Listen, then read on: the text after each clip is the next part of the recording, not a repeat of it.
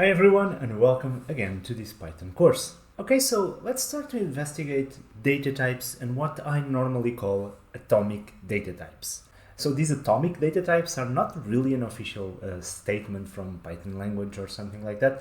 It's just a bucket of data types that I think that are more easy to explain in the beginning, and I'm taking out some of the data types that are sometimes scrambled between these data types, such as lists, dictionaries, and the difference between what we will learn here and those data types or objects that are a bit more advanced is that those objects can contain other data types, while the ones that we are going to see here cannot.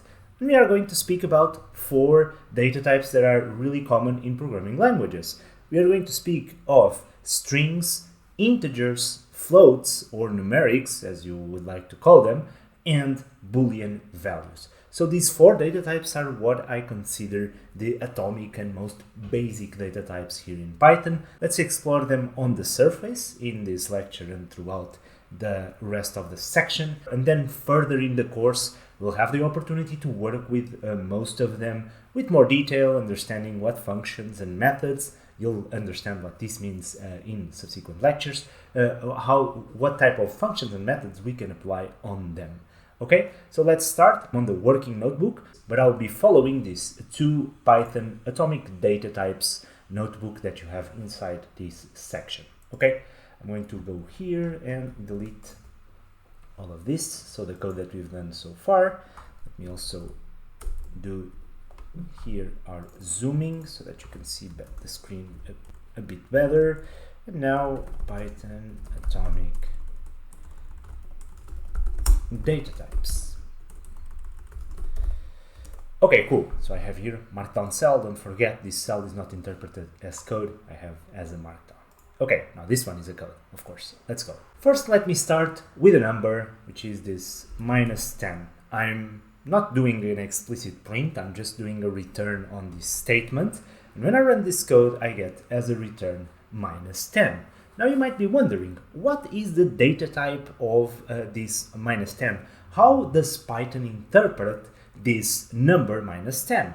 We can see that with the type function. So if I pass an object inside the type function, I'll get in return the type of that specific element.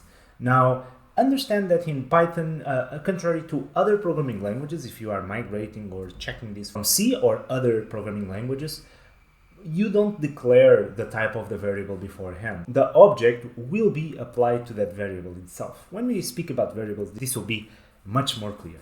But now look at this type that we have right here. If I pass an element or an object, in this case the number -10 inside type, and run this, I'll have as a return int. Int means integer. This is a number, or a number like 1, 2, 3, 4, 5, the integer numbers that we know from maths.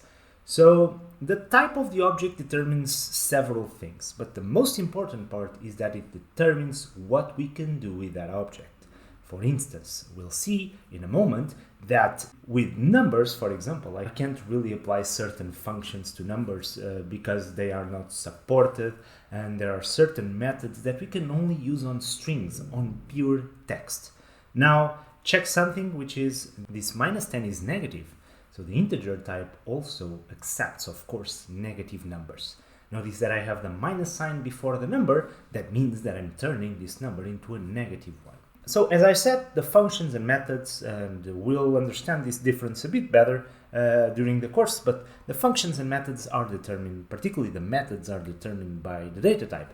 For instance, the absolute and the absolute function, the ABS, can only be applied to numbers. Okay, I can't apply this function, which is the ABS, to strings, as we've seen before in the former lectures. If I try to apply this to a string, I'll have an error. But I know that I can apply this to -10 because -10 is this class right here, an integer. What determines the type of function and method that I can apply to an object is its class. Okay, so this is probably one of the most common errors or mistakes that one does when coding in Python, is not understanding that the function that I'm trying to apply is not valid for the type of object that I'm trying to apply that function to. Okay, so that's pretty common when you are coding in Python and something that happens a lot. And then what you need to do is convert or something like that, but also there are other strategies to address that we'll see during the course.